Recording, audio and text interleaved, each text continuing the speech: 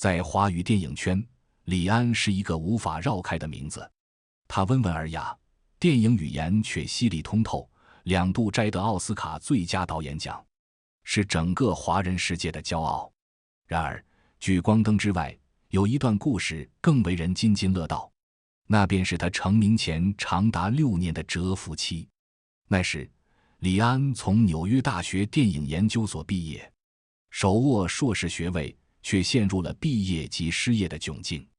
他写的剧本一次次被好莱坞的制片厂退回，理由千奇百怪，但核心只有一个：没人相信一个华人面孔能拍出美国人想看的电影。那6年，家里的全部开销都压在了妻子林慧嘉的肩上。他是一位分子生物学博士，白天在实验室里辛苦工作，晚上回家还要面对一个看似无所事事的丈夫。李安每天的生活就是在家里买菜、做饭、带孩子，然后在无尽的等待和自我怀疑中埋首于书桌前，阅读、看片、写剧本。他形容那段日子吃软饭吃到心发慌，甚至一度想放弃电影梦，偷偷去学计算机，想找份工作贴补家用。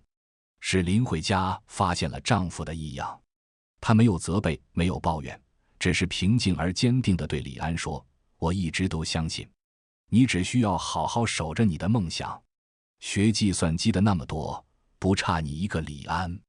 这句话像一剂强心针，稳住了李安濒临崩溃的心。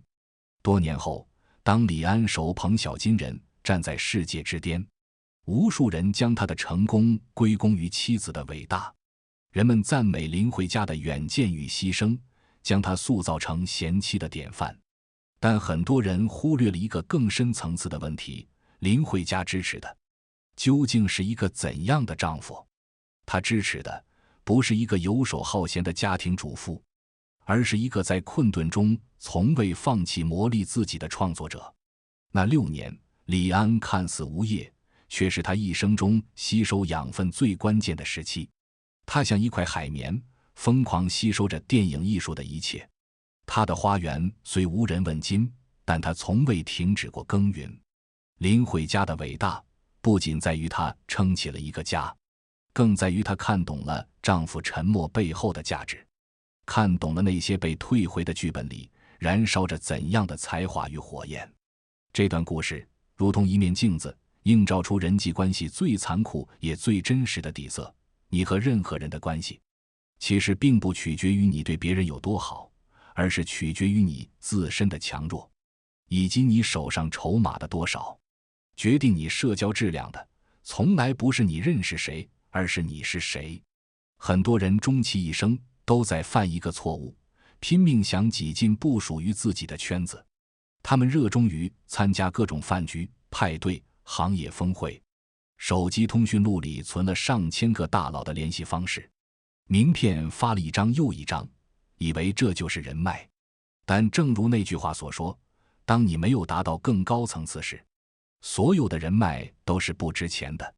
脱口秀演员李雪琴曾在采访中分享过一段略带心酸的经历。在纽约留学期间，她受邀参加了一场纽约的顶尖大学校友会，能来参加的都是在华尔街、硅谷或学术界有头有脸的人物，非富即贵。为了这场聚会，李雪琴做了精心的准备，她化了得体的妆，穿上了不常穿的高跟鞋，希望能给人留下一个好印象，结识一些贵人。可现实给了她一盆冷水，整个聚会她像一个透明人，没人主动跟她搭话，她鼓起勇气向别人介绍自己，对方也只是礼貌性的笑笑，转身就去和更重要的人物攀谈。她看到很多人在热络地交换名片和微信，却唯独默契地绕过了她。那一刻，他站在金碧辉煌的宴会厅里，周围是觥筹交错的精英，内心却是前所未有的孤独与尴尬。他后来感慨道：那一刻我才明白，没有实力，你在哪里都只能是个小透明。李雪琴的经历是无数普通人的缩影。我们总以为只要进入了那个圈子，就能获得资源和机会，殊不知圈子如同一场精密的交易，入场券不是你的热情，而是你的价值。商业记者许峰也讲过一个类似的故事。前几年，中国互联网大会在北京举办，云集了世界500强的副总裁级高管。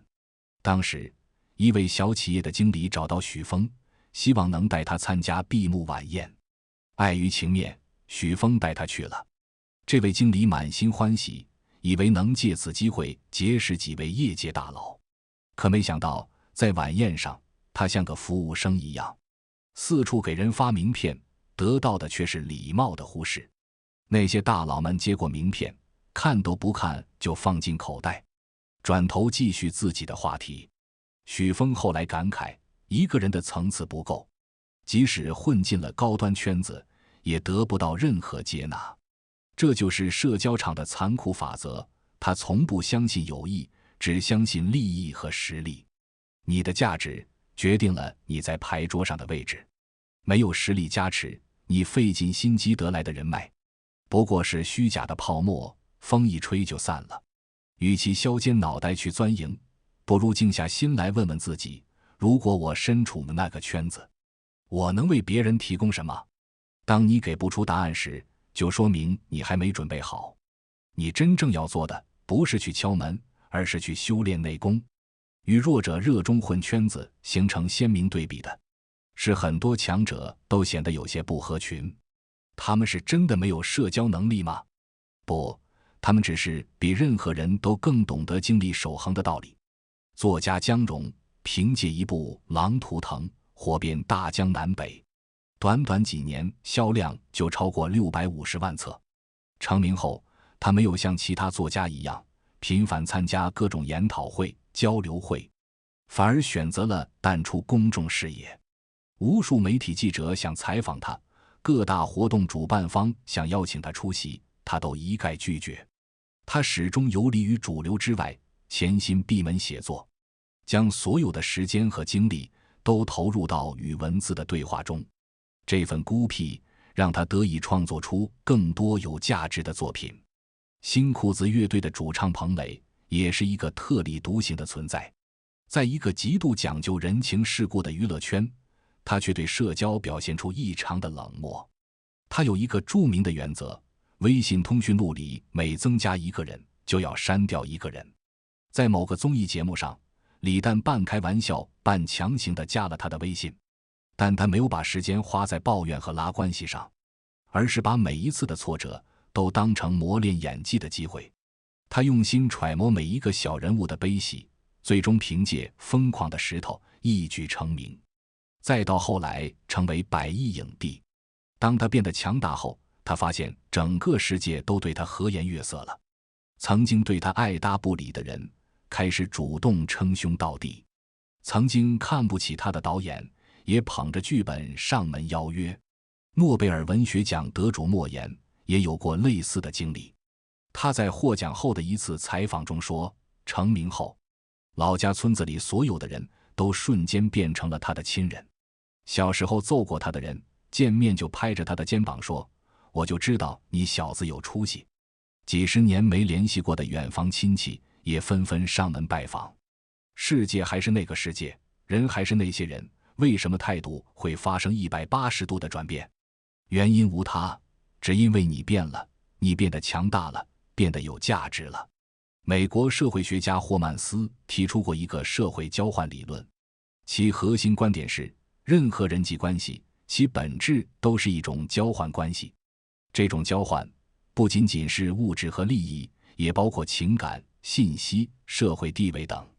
当你弱小的时候，你无法为对方提供对等的价值，自然就会被排斥在交换体系之外。而当你强大时，你本身就成了一种稀缺资源，别人自然会被你吸引。所以永远不要去抱怨世态炎凉、人心不古。与其花时间去指责别人，不如用这份时间来提升自己。当你感到孤独、没人理解时，就去读书，在知识的海洋里丰盈自己的灵魂。当你感到迷茫、前路未卜时，就去学习一项新技能，为自己增加一个筹码。当你感到不公、怀才不遇时，就去专注于你的作品，让它替你发声。你弱小的时候，坏人最多；你强大的时候，朋友最多。这不是鸡汤，这是人性。回到李安的故事，当他凭借《喜宴》和《饮食男女》在国际影坛崭露头角后，曾经那些对他视而不见的好莱坞制片人开始主动向他抛出橄榄枝。斯皮尔伯格、乔治·卢卡斯这些殿堂级的导演也乐于与他交流合作。他不再需要去敲任何人的门，因为他自己就已经成了一扇无数人渴望进入的门。人脉的真相从来不是你认识多少人，而是有多少人渴望认识你。它不是一种资源，而是一种实力的副产品。别再把时间浪费在无效的社交上了。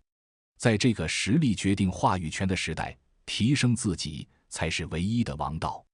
请记住，社交的本质是价值互换，你能换回多少资源，取决于你能给出多少价值。圈子的核心是能量吸引，你能进入多高的圈子，取决于你的能量有多强。人脉的基础是个人品牌，你最好的名片，不是你的头衔，而是你的作品和口碑。从现在开始，停止向外追逐，开始向内构建。当你把自己修炼成一座繁花似锦的花园时，蝴蝶自会闻香而来，蜜蜂也会不请自到。到那时，你想要的圈子、人脉、资源，都会以你最舒服的方式来到你的身边。